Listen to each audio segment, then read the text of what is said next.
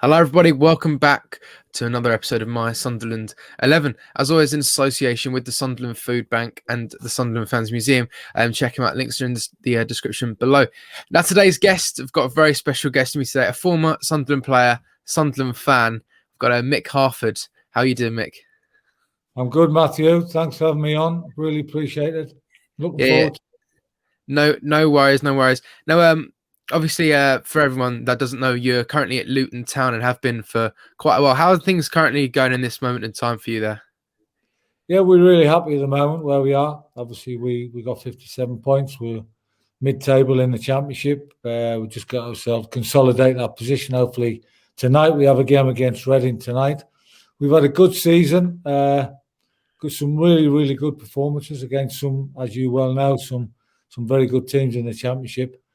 We don't like to talk about it, but very limited budget and probably arguably one of the lowest in the Championship. So overall, we've probably overachieved this season, punching above our weight, but really enjoying it. And all credit to the manager and the players. They've done fantastic to get where we are at the moment. Excellent. And obviously, I think your role at Luton is the head of recruitment at Luton. Was that always sort of a role that you've always wanted to go into? Yeah, well, when Nathan left and went off to Stoke, I obviously was the manager there, and for a short period of time we got promoted, won League One. Then when Nathan came back, I said to Nathan, "Look, just to help you back in here," and I just thought I'd help him out, and he said, "Yeah, great." So I helped him as assistant manager along with Paul Harter, and I've really just stayed in the job at the moment. So I'm at most match days. And I have a foot in both camps, really. The recruitment, I'm still helping Nathan along as we go along, yeah. So doing a bit of everything, really, to be honest with you, Matthew. Yeah, good. And I'm sure part of your job, really, as head of recruitment, is sort of going to other games as well and watching players that possibly would become potential targets for yourselves. Is that something you've still been able to do during COVID times? Yes, very much so. The COVID's been very hard and to get into games because for obvious reasons, but we are allowed into games if we play in the opposition 3 games, the next 3 games. If you've got a loan player out on loan, you can go and watch games. Keep an eye on them. So we've got 3 or 4 lads out on loan. We got obviously the opposition are trying to get in games there if it falls on not our match days. For instance, on Sunday, myself and Nathan drove up to Rotherham to watch Rotherham v Birmingham. And last night, I was at Wimbledon v Oxford. So we are still getting out to a few games. Yeah, good. And also as well, I mean, touching on sort of the recruitment side of things, obviously back in the summer in League One, we had a salary cap, and obviously, luckily for Luton in the Championship, and I didn't have the salary cap. But I mean, I just want to sort of hear your opinion on it, really. For a team like Sunderland that had this salary cap, do you think it made it really difficult for Sunderland to try and recruit different players with the salary cap? It's very difficult for everyone of a salary cap. You know, all I can do is speak about Luton Town Football Club. We imposed our own salary cap in the Championship. We have a salary cap, and we abide by it. We don't bring any player in who would break our salary cap because of the main thing and one main thing only, and that's the unity of the players. You know, we've had players from League Two, which has got us into the Championship. And we're not paying a lot of money. If we were bringing other players in, and they'd been for 2 or 3 years working their socks off to get us in the Championship, and all of a sudden a load of other players come in and earning double year on, there would be a bit of disharmony there. So we have our own salary cap, which we adhere to. It's very difficult for Sunderland in terms of having a salary cap. If you compare them with respect to Accrington and Stanley, for instance, where Sunderland are getting 30,000 every week, and Accrington there's an imbalance. So I think it should be. Obviously, you don't want to break any rules or whatever, but it should be. If you've got the money to spend, let them spend it, but don't break any rules. If Sunderland are getting 30,000, let them spend what their income is. Yeah, I think the way it could work is if each different club had their own sort of cap, if they worked it on like maybe a percentage or something like that. Because I mean, putting sort of, as you say, Accrington, Stanley, and Sunderland on an even playing field, it doesn't really make it fair because only Sunderland have more resources than Accrington, Stanley do. Well, absolutely, you're spot on, and you said it better than I did. In all fairness, that's what I was trying to say. Yeah, it's a real difficult scenario, and I think it's been abolished now, has it? I think Yeah, it's it been has, yeah. abolished now, so it won't be very, very difficult if you're Sunderland Football Club and you're getting 30,000 fans in every week, and you can only pay your players, which I think the would have with a 25-man squad, I think would have been about, I'm not sure, about £2,800 a week. We all know there's a tax when you come up to Sunderland because it's a big club. We all know there's a Sunderland tax when players get signed for Sunderland. So it was very, very difficult, and I think a bit of common sense is being used, in all fairness. Yeah, definitely. Well, we'll touch on Sunderland now a little bit. How, obviously, as yourself as a Sunderland fan, I mean, how have you sort of found this season? If you've been sort of watching on from afar, really, how do you think Sunderland have been getting on this season? Well, change of manager. You thought, and obviously the new manager come in with a bounce, and he got off to a great start and went on a great run. Obviously, the last 4 or 5 games, the results haven't been great. I thought they were on the road for that automatic promotion. Just stuttered a little bit for whatever reason. I don't know, because I haven't seen the games. But I was hoping they would just kick on and go and get promotion straight away. Looks like they're going to make the playoffs at the moment. I'm sure. I don't really. Obviously, I look at the squad. I look at the players they got. Good squad. And should they be higher? Should they be turning teams over? I think League One, in my opinion, over the last 2 or 3 years, is not as strong as it has been over the last 3 or 4 years. So there's a great opportunity for a team who can get a good structure amongst the team, recruit well, to get out of that league as quick as you can, and Sunderland have got a great opportunity now to get out of that league as soon as possible. Definitely. I want to ask you as well. Now, you as you say, taken charge of Luton Town and got them over the line, really, and got them promoted to the Championship. Now, I think for Sunderland, we've always sort of got to that bit, the final hurdle. We've put ourselves in a good position, and then we've just sort of we've dropped off, and then just got in the play. We did it in the first season. It was that game really at the Stadium of Light, Sunderland against Luton, and I think it was a 1-1 draw, and I think Sunderland are in a really good position that day. And if you look, you look at the position Sunderland are in those games in hand, we could have gone up.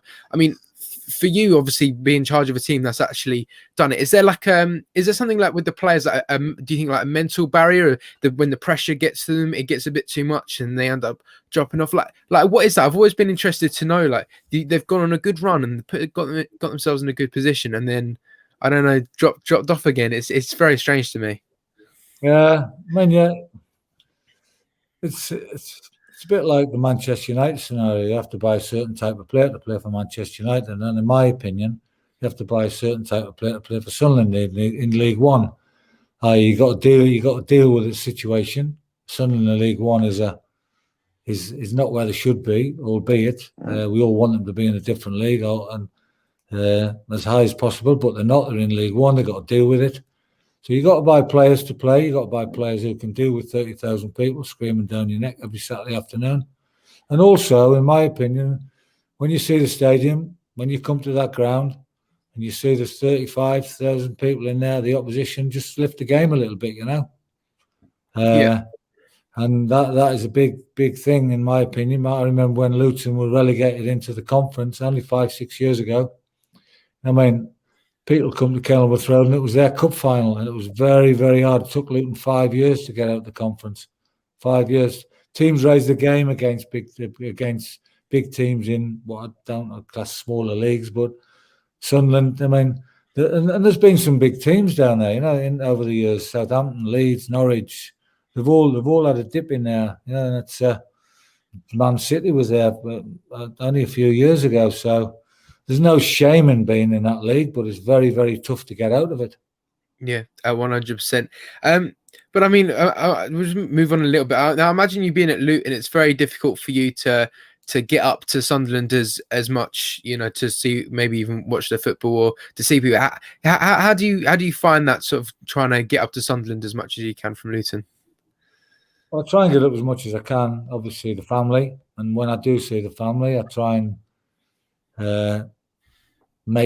try and get there on a match day to try and see Sunderland play. Obviously, they're my team, and I love watching them. I love going to the Stadium of Light, like I did going to Roker Park when I was a kid.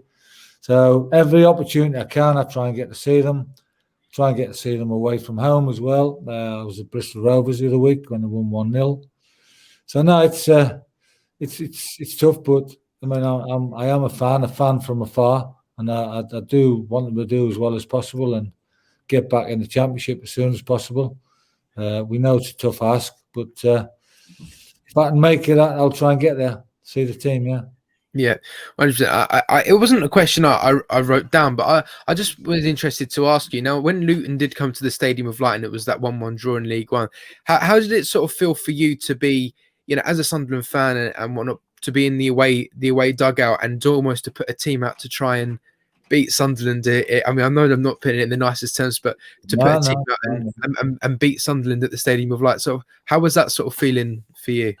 Well, it was bizarre because on the week before Nathan left, I'd asked Nathan, said, "Listen, we got Sunderland next week. Can I come with the team?" And he went, "Yeah, no problem." So we travelled up on the Thursday for a Saturday game, just to stop all that Friday traffic. So you travel up Thursday evening and get there, and then you train. We trained at Newcastle's training ground on the Friday, then prepare for the game Saturday. I was coming up to watch the game, obviously, and I was also coming up for my sister's birthday. So I was watching the game and staying in Sunderland to have a few beers with the lads and go out with my sister and stuff like that, Yeah. So it was something I was really looking forward to. Then all of a sudden, Nathan left. I got the job. I was definitely coming up then. I wasn't staying up there. I had to get back because we had a game on the Tuesday against Sheffield Wednesday. So it was a real strange scenario. But to answer your question, it was weird. It was absolutely weird. Stood on there and managing the club I work for now. I've got a real affection for Luton Town Football Club. It's a great club, and to be manager of that club against the club, my boyhood club, who I am still a fan for and I played for, it was surreal. It was probably the only manager ever to go there who's been cheered by both sets of fans, So it's weird, and they wouldn't cheer me for the way I played for Sunderland, but just because I'm a Sunderland lad, really. But there you go. But no, it was a real. It was brilliant. It was one of something of a lifetime. It was really exceptional. I really enjoyed it, and it was a good result. We played well on the day. Yeah. Yeah, absolutely. And obviously, as we've said many times before, you are from Sunderland. You grew up in Sunderland. Well, what was your sort of first memories of first being introduced to football? What, as a kid to play? Yeah, as a kid. Yeah, just your first memories of football, really, of being introduced, first start playing football. Well, the first memories were my friends in the street, because we used to play in the street. There was two guys called Jimmy and Ian Lambert who lived in Stamford Avenue, and we used to play tree to tree. That was my first introduction to it. It'd be 10, 12 of us playing football straight away from school. Then I went to a great school, absolutely brilliant school called St. Cuthbert's, and it was the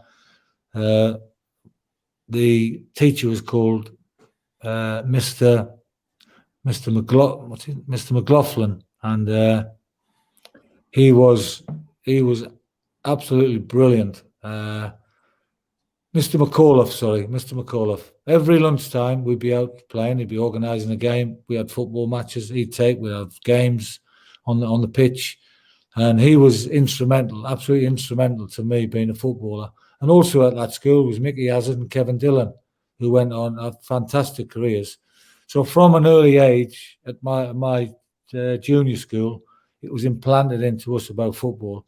And obviously the old town was passionate about football. My family were big Sunderland fans and all that, and so it was ingrained in the family, Yeah. But No, it was part of my life from a very young age. Hey, absolutely. And how did you sort of go from sort of that, playing football on the street and playing football at school to actually going to play football professionally? Well, when I went through the schools, I went to St Cuthbert's, went to St Joseph's, played for those schools, and I ended up playing for Lambton Street Boys Club.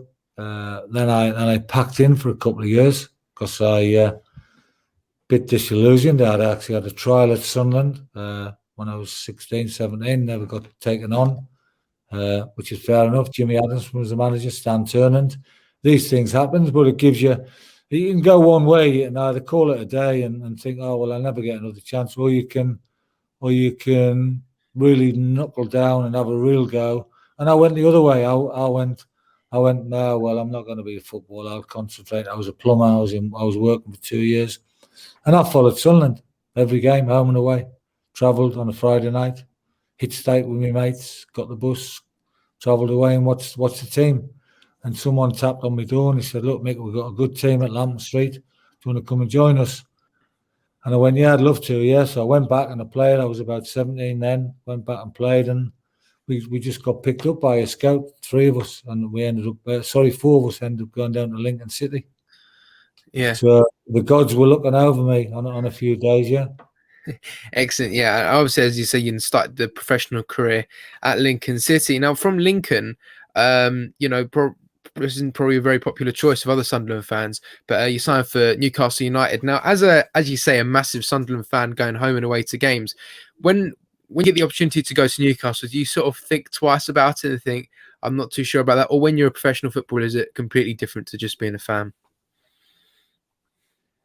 I never give it any thought, to be honest with you. I never give it any thought. I was a footballer. It was an opportunity. I'd had 3 years at Lincoln. I'd earned my stripes. I was doing well, and I was going to what I call a massive club. Absolutely brilliant. Albeit I'm a Sunderland fan, I got the utmost respect for Newcastle. I played for them. The manager was Arthur Cox, who was brilliant to me, absolutely brilliant. And I was joining a big club, absolutely joining a big club. And I'll be totally honest with you, I joined the big club and I was too young. I couldn't handle the situation. I had a number 9 on my back in Newcastle and I couldn't handle it. Maybe if I'd have gone there when I was 25, 26, it would have been a lot better. And I lasted about 18, 20 games. Bizarrely enough, in my final game against Preston, I scored 2 goals. And I thought, well, and then I was transferred the next day to Bristol City. And the following season, the likes of Kevin Keegan came in. Obviously, I was playing with Chris Waddle and Kenny Wharton and some of the other guys. Then Peter Beardsley, Kevin Keegan, Terry McDermott came in, and Newcastle went on the up. And I went to Bristol City. Yeah, no, that's good. Good to hear. I mean, this is the next question. Really, is sort of something. My dad really wanted to ask. Now, you scored against Sunderland for Birmingham and Derby. Did you have like an extra incentive to play well against Sunderland, or was that sort of all natural? Well, especially when I was playing at Roker Park, because all my mates were in the crowd and all my family. So yeah, there was a bit of an extra incentive, and I mean, scoring a goal is obviously extra special. And for me to score at Roker Park for Sunderland and anyone else was special for me. No, it wasn't extra special, but one of the standout things for me was when I was playing for Derby and I think we won 6-0, and I scored a hat-trick by half time at the baseball ground in a League Cup game. Was it an extra incentive? I think a little bit so. Yeah. To tell you the truth, it was good playing against your hometown. I knew the majority of the players anyway. I mean, by association, so I knew it was always something. Always trying to beat your hometown and try your best. Really, you just try your best for who you play for, and that was how it panned out. Really. Yeah, fair enough. I mean, when you did sort of get the opportunity to sign for Sunderland, was that something that you always wanted to do in your playing career? Was actually come and play for Sunderland?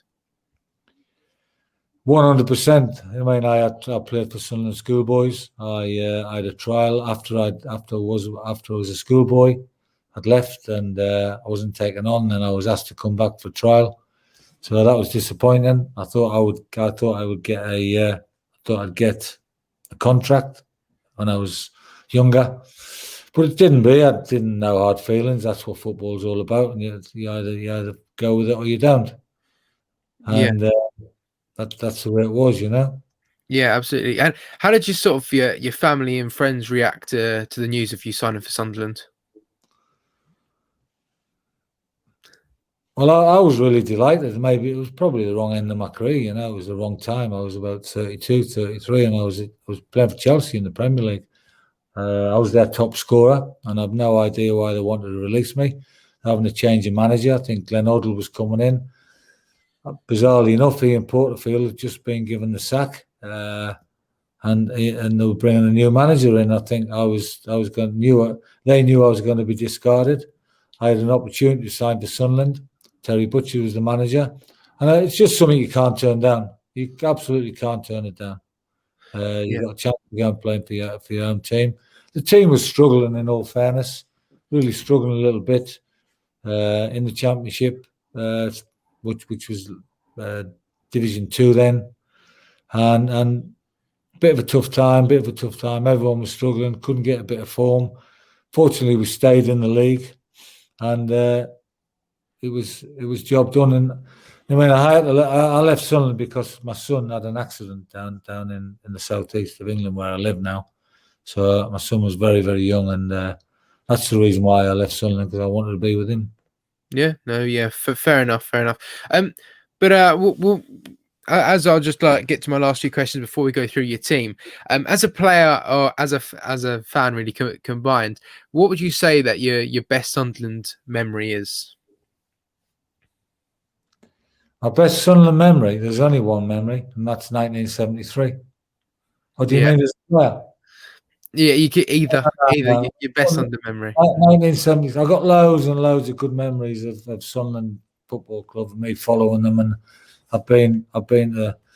Man, I haven't missed a game apart from the last one, which we couldn't get in at the Johnson's Paint Trophy, the last one, which was at Wembley. That Sunderland won. That we won. I've been to every final since 1973. But the biggest one for me is 1973. I was at the game. I was 14 years old. I went down there with my family, travelled on the night train overnight, and got into King's Cross. And it was such an adventure, you know, and going into London and celebrating that win and playing so well and beating arguably one of the best teams in the world at the time. And man, I was in the fountains, and 14-year-old boy in the fountains in Trafalgar Square. It was brilliant. One of the best days of my life, that was. Yeah, no, that's fantastic to talk about it. But I'll get on to my last question before we go through your team. And that is, if you could put it in your own words, if it's not a difficult enough question, what does Sunderland AFC mean to you? Well, Sunderland, when I was a kid, growing up in Sunderland was my life. Sunderland Football Club was my life. I supported it, absolutely devoted to it. Me and my sister would be there every Saturday afternoon. Jump on the bus, 23 bus over to Fulwell, and I was devoted to it. And you know, when Sunderland won the FA Cup in 1973, the bus came past my house. I was 14 years old, and I'd been to Wembley. They would come back on the Tuesday or the Wednesday, whatever day it was. And I actually followed the bus. I ran from my house all the way to Roker Park, and followed that bus all the way down there. I was a real dedicated fan, and that team that won the FA Cup and players who played for that team who I used to watch were heroes to me, absolute heroes, and I worshipped them. And it's such a fantastic club with such fantastic supporters, and it's a club I got passion for and I love. Yeah, excellent.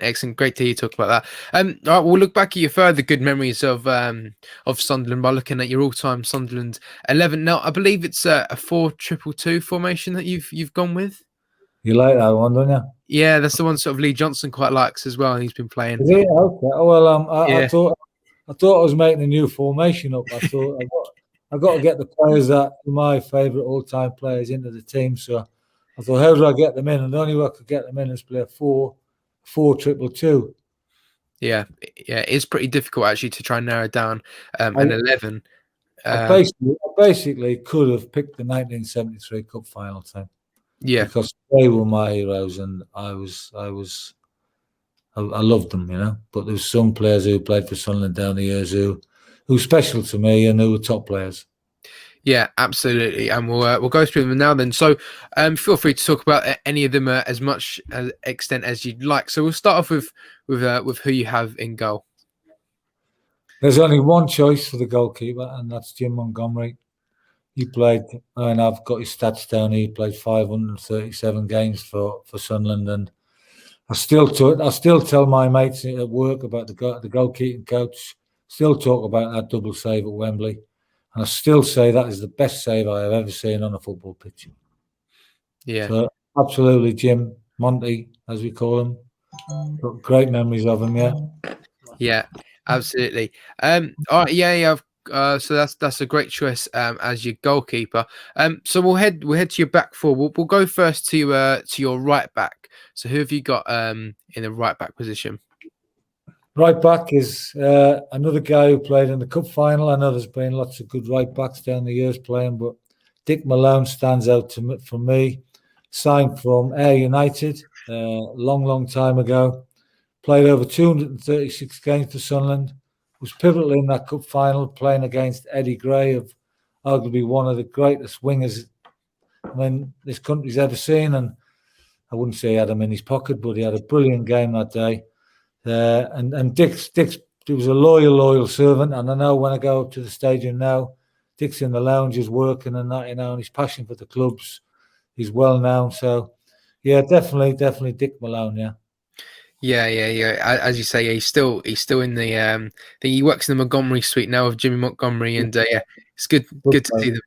Yeah, it's good to see them still working with the club. All right then. So yeah, we'll switch over now to who you have at left back. Left back is a kid I played with. Not a kid. He's not a kid anymore. He's an old man now. I played him at Sunderland, and he's from Sunderland. He played 363 games, so that is a lot of loyalty. I knew when I first signed for Sunderland that he was going to be a great player. We all know it is. It's Mickey Gray. Over 360 games for the football club, loyal servant, gone on and had a fantastic career. Great energy up and down, great in the dressing room, really bright and lively boy, and that, and just a real character, and a typical, in my opinion, Sunderland player, Sunderland lad. And yeah, I've got to put Mickey Gray in there. Yeah, I know there's some other great left backs, but I just thought I'd have to have one who I played with. Yeah. Yeah, absolutely, yeah. Excellent. Then, so you got those are your two fullbacks. So we'll head to your centre halves. And you want to talk us through each one? Right side centre half will be Dave Watson. Yeah. I remember when I was a kid in Sunderland, and the echo come through the door, and I remember Sunderland signed Dave Watson for £100,000 from Rotherham United. I didn't know who Dave Watson was, and you just hope he's going to be a great player, hope he's going to do well, and that, but you couldn't actually believe how good he could be and how well he went on to do. He again played in the cup final, went on to play for England numerous times. Big player for Sunderland, absolutely massive. Won all those headers, really solid, really top defender. Yeah, absolutely. And his defensive partner, who have you gone with there? His defensive partner is my all-time Sunderland hero. Arguably, in my opinion, one of the best players ever to play for Sunderland. He'd be up there with Charlie Early, Jim Baxter's, all Mickey Gray's, Kevin Phillips, all of those guys, and he's Colin Todd. Yeah. He could play anywhere, Toddy. He was brilliant. I know Toddy very well. I had a brief spell when I played at Birmingham. Toddy was actually just leaving. And he left Sunderland. He played 170 odd games. Signed for Derby and was a major part in what happened at Derby with Brian Clough. But whilst playing for Sunderland, he was brilliant, quick, athletic, strong, powerful, got really tight, could play numerous positions, right back, centre half. but a real winner and a real top lad, and really, I thought he's excellent. I thought he was a brilliant player, and obviously had a fantastic England career. Yeah, absolutely, and yeah, a lot of people have chosen Colin Todd as well. Yeah, I think he's such a brilliant player there. So yeah, great choice. So that is your back four there of Dick Malone, Dave Watson, Colin Todd, and Mickey Gray. It's a very solid back four, I think you have to say. So we'll go to sort of the first two defensive midfielders in your team. So who have you gone with in those positions? Well, I wouldn't say that defensive, but Defensive they're going to midfield. have to, they're going to have to be my midfield players. One of them would be, and I'm not putting in there just because he scored the winning goal in the cup final. I'm putting him in there because he's left-footed, got a bit of balance. Really intelligent player, all left-footed. He can defend. He can get forward. Good in possession. He's actually my manager at Chelsea. Whilst I was at Chelsea, we had long chats about Sunderland Football Club whilst we were travelling away to games and things like that. And that's Ian Porterfield. Yeah. Yeah, Ian Paul. I mean, as you say, left foot, but didn't he? I think he scored the goal at Wembley with his right foot, wasn't it? I believe. Must. I think it was his right foot, but still, I mean, yeah, but brilliant choice there, Ian Porterfield. His midfield partner. Then, who have you gone with in that position? Well, it can only be one, in my opinion. Again, played in the cup final. Was our captain in the cup final. He's a legend at the football club. His enthusiasm for the football club, the way he played the game, his big character, big personality in the team, allied with his ability and the way his passion for the football club and the team is obviously. There's only one Bobby Kerr, and it's got to be Bobby Kerr. And Bobby will be my captain as well. Yeah, the little general, I think he's referred to as well. Yeah, that's you took the words right out of my mouth. Yeah.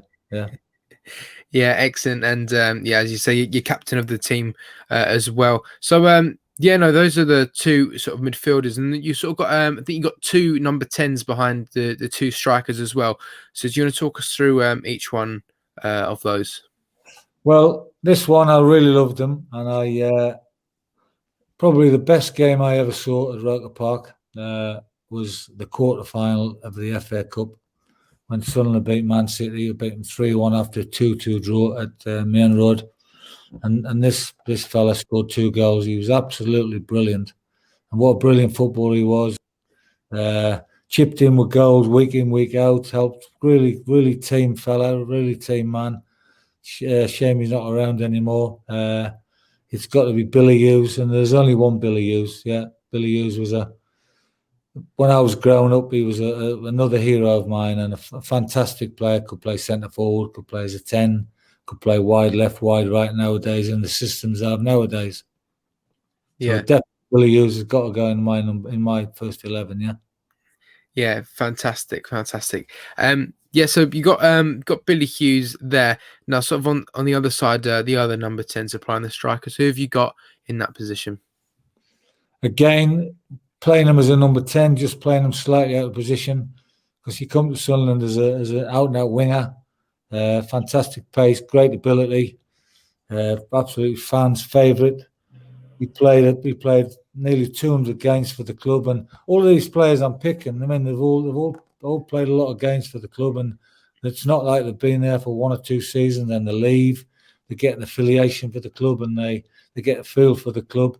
And I'm sure in today's game, and I know I'm picking players who massive competition for. I had a choice of competition, and I'm picking players who probably playing slightly out of position. But for me, Dennis Stewart was a marvellous player for the football club. Absolutely brilliant player for the football club. Playing them slightly out of position and playing them over other players. I mean, I saw George Mulhall play. I saw George Hurd play. I saw lots of good players play for Sunderland. And Dennis Stewart would have to be in my team somewhere. So I'm going to play him as a number 10. Yeah, no, absolutely. If he's got to be in your team, you can put him anywhere, and I'm sure he'll still do a pretty good job. Yeah. Pretty good job there. All right, then. So we've got that all done. So we'll go to now the striker position where you're going to rely on to score most of your goals. It can sort of really only be sort of two people, but do you want to talk us through who you've gone with up front? This was my hardest choice because the footballers Sunderland have had as strikers, obviously Vic Allen springs to mind, Pop Robson, who I think was a brilliant player, and loads of other centre forwards. Players I played with, Peter Davenport, Don Goodman, other players going back even further. Yeah, you look at Brian Clough, who I never saw play for Sunderland, but real top players. But in my opinion, there's only one, and this player was very similar to me, maybe slightly taller. Obviously, had a better time than I did at Sunderland, but what he did for Sunderland was amazing, and he'll be in the hearts of Sunderland football fans for forever. In my heart, what he did for the club, ended up being the chairman, and there is only one, Nile Quinn. Absolutely, 100%. He was my first choice.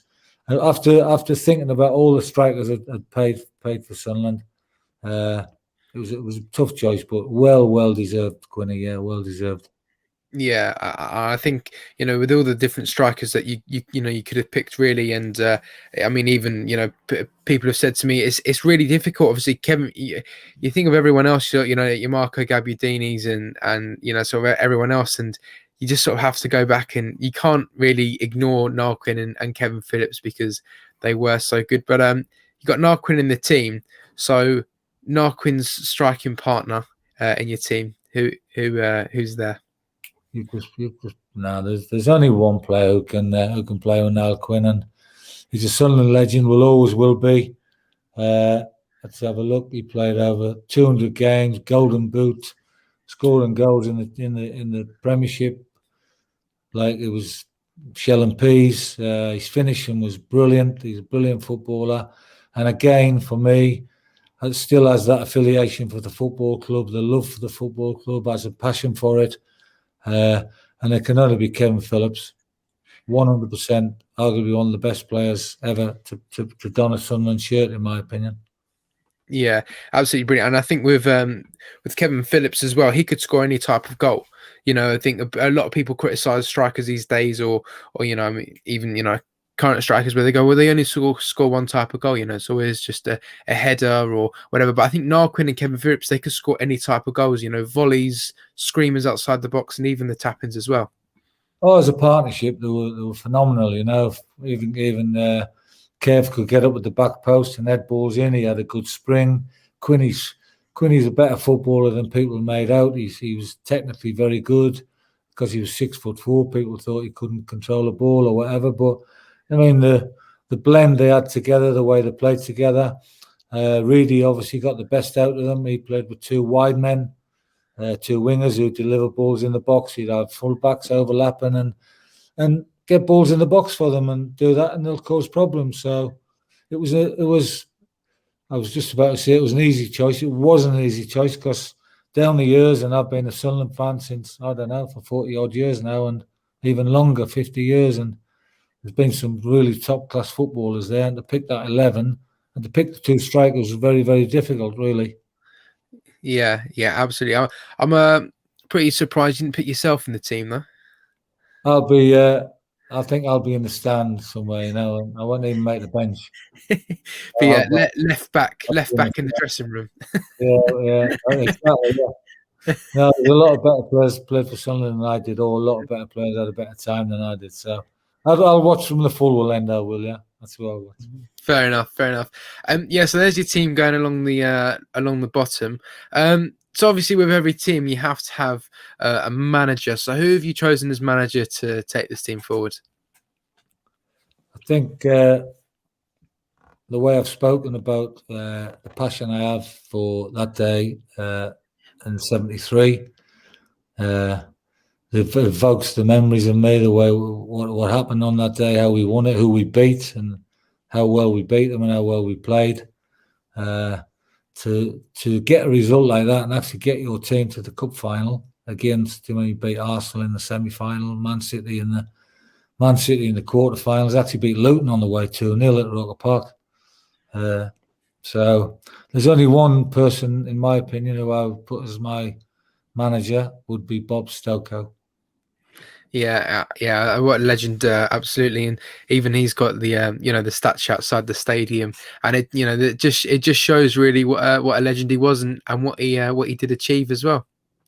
Oh, brilliant, brilliant! I mean, he didn't have a long playing career. He played Newcastle and Bury, managed about 7, 8, 9 clubs. Came to Sunderland, got a real good group of players who were performing very, very well, and did a miracle really in that period of time, winning the FA Cup final in that era against those top teams. It was magnificent, and the teams we beat on the way was amazing. So you got to hand it to Bob for doing that, and yeah, and I mean I think that team be a good team in the Premier League now. That one. Be very attacking, I know that much. It'd be very attacking, but you got a good solid back four and a goalkeeper to keep Yeah. all the clean sheets as well. But yeah, no, that is just about it really when going through the team. So there's your Sunderland 11. Mick, how have you found going through your 11 and recalling your best memories of Sunderland? Well, it always evokes great memories for me, and obviously the best memories are when you're a fan, and it's there's nothing better than walking into the ground. When I was younger, I used to be in the Fulwell end, and I went into the Roker end when I was a kid and paying to get in and jumping over the turnstiles and that, and travelling away and being with the lads on the coach, and I was having a couple of beers when I was underage and stuff and all that. Just and the memories, the unbelievable memories of going in the stadium and just the smell of it. You smell the atmosphere. And those. I mean, as I said, the game against Manchester City was tipped off everything for me. Being a Sunderland fan, I've never ever seen a team play as well as that on a one-off match. I've never ever seen I've never had an atmosphere in a ground like that. And actually, I was in the clock stand that night. I had to get in the clock stand, and I've never known an atmosphere like it at a football match. And for a team to perform that well under pressure, it was brilliant. I was a fan. All my family were fans, and that and it's really kind of you to ask me to do this, and I'm really pleased to do it and honoured to do it. Yeah, and just to all the memories keep flooding back, of all the good times and all the times of me being a supporter, and whenever I get the opportunity to go to the stadium I like and support the team, I definitely will. Yeah, no, that's fantastic to have you Mick and listen to your memories. And one final question, just from me, just before we do end it. If you had a message to the Sunderland supporters watching now, what would you say? That's a good question. Obviously, they have to be patient because it's not easy. You have to respect the league they're in. Obviously, everyone thinks we can just get out of that league straight away. Be patient. Back the manager. Back the players, and that will help the club get out of League One. Hopefully this season, if not this season, through the playoffs. But who knows? You win your last 4 or 5 games, we can get up automatically. But just be supportive of everything. I know we all get frustrated. I get frustrated. The fans get frustrated. But be supportive and support your manager and support the team.